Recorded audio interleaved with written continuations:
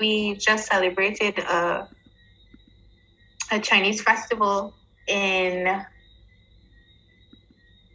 a couple weeks before, called the Mid-Autumn Festival. So the Mid-Autumn Festival is one of the traditional Chinese festivals, and we're just going to look at that today and some of the customs that's associated with it. The Confucius Institute, even held a competition surrounding the Mid-Autumn Festival.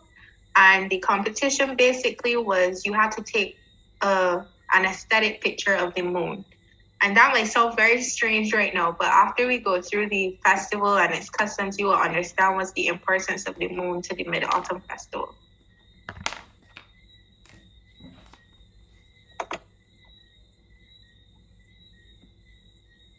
Great. So we're just going to go through a brief background of just festivals in general in China. So with over 5,000 years of history, China boasts a number of fascinating traditions and customs, from older festivals such as the Dragon Boat Festival to more modern celebrations such as Singles Day. Chinese culture has managed to keep the essence of its traditions while adapting to the progression of the times. This section will take a look at one of the most popular and historic festivals in China, being the Mid-Autumn Festival. So, what about the Mid-Autumn Festival? We are going to do a little bit of the history of the festival, the importance of the festival to Chinese culture, how the festival was celebrated in the past compared to how it's celebrated now, and then we're going to look at the notable customs associated with the festival. I'm not sure if we have if we have enough time, but there's also a short video that I would like us to watch based on the festival. So I'm going to try to get through this as fast as possible. So the Mid-Autumn Festival got its origins based on the rituals of the ancient emperors in China. So as early as the spring and autumn period, the emperors and kings already started to worship the moon. So this is why the moon is so important to the Mid-Autumn Festival, because that was attached to the first origins of the festival.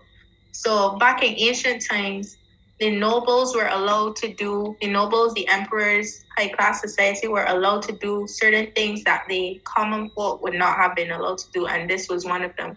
So the rituals that they would engage in were at first only for them. Then, obviously, you have your levels in society. So it went from the very, very high class people to what we would know today as middle class people.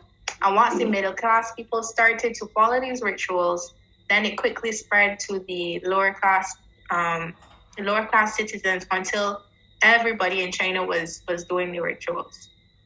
So the origin of the Mid-Autumn Festival is also related to agricultural production. So fall is the season for harvest. I'm sure everybody knows that. And the word autumn is interpreted in this concept as the crops are ripe for autumn. So that's why the festival is named Mid-Autumn, because it's basically a celebration of the autumn coming, and autumn coming means that food is coming, essentially. So in August, when crops and fruits of all kinds are ripening, the farmers celebrate the harvest and express their joy on the day of Mid-Autumn Festival. So the Mid-Autumn Festival means the middle of autumn. The 8th month of the lunar calendar is the middle of autumn, and the 15th day is the middle of the month. So the Mid-Autumn Festival may be a custom inherited from the ancient people. So also keep in mind that Chinese use the lunar calendar instead of the Gregorian calendar like we do. So even though it's saying the 8th month, it's still a little bit off in terms of the time. But same basic area that we would know. So there are many aliases for the Mid-Autumn Festival. Because the festival falls on August 15th of lunar calendar, it is called the August Festival or August Half, because the main activities of the Mid-Autumn Festival revolve around the moon. It's also commonly known as Moon Festival and Moon Eve. The Mid-Autumn Festival is called the Reunion Festival because the moon is complete. So even though the Mid-Autumn Festival is in August of the lunar calendar, it's technically what would be our September. So when we celebrated our Mid-Autumn Festival competition and stuff, it would have been in September actually instead of August. Right. Yeah. That's why they have moon cakes. So that's part of one of the customs. So we're going to get into that in a bit.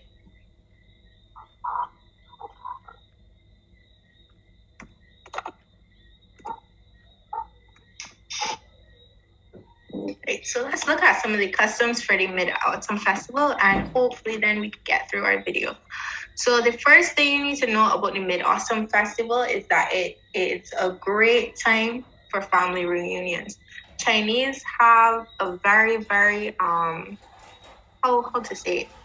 They value family a lot in a way which we kind of don't in the West. Even though we value family and stuff like that, we're very much the individual versus the community, whereas they're the community versus the individual. So everything is about family, everything is about unity, everything is about togetherness. And one of the common trends that you will see throughout their festivals is that it always starts with a meeting of some sort, so a gathering of everybody coming together. And another reason why this is such a big deal is because obviously China is a very, very huge place.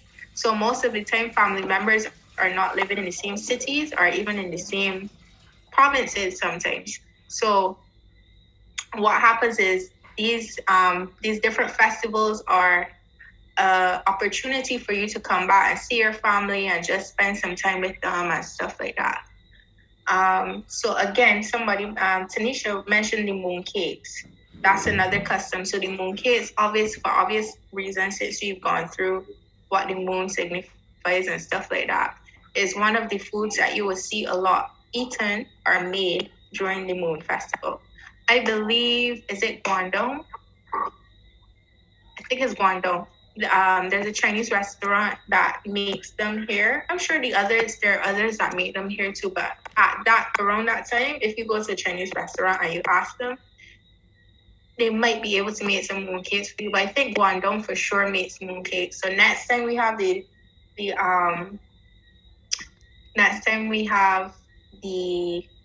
Mid-Autumn Festival next year, hopefully you guys can have some.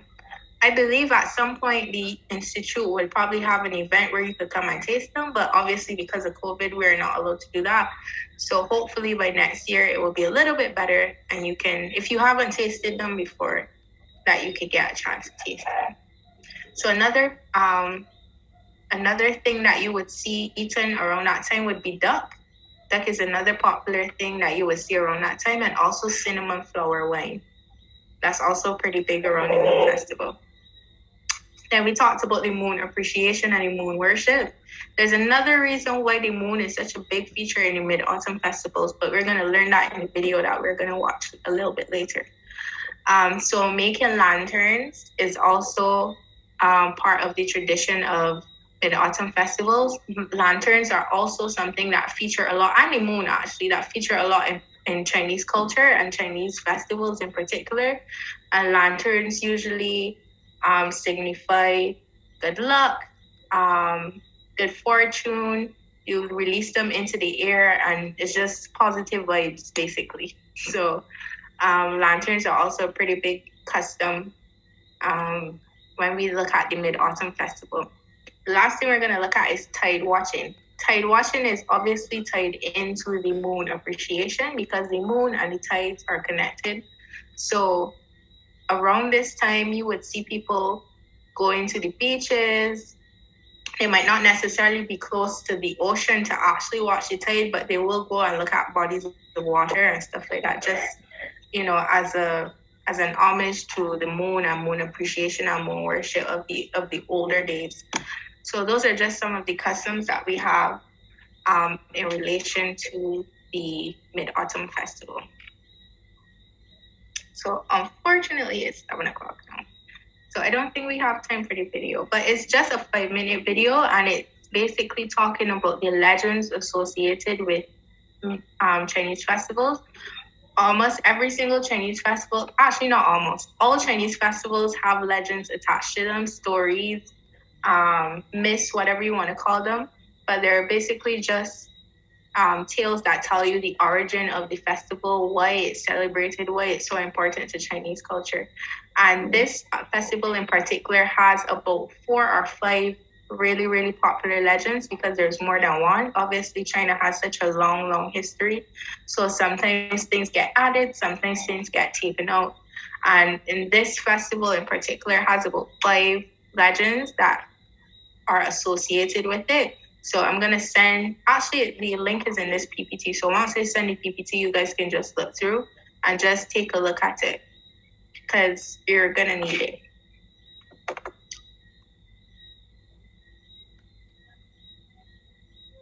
These are just mooncakes.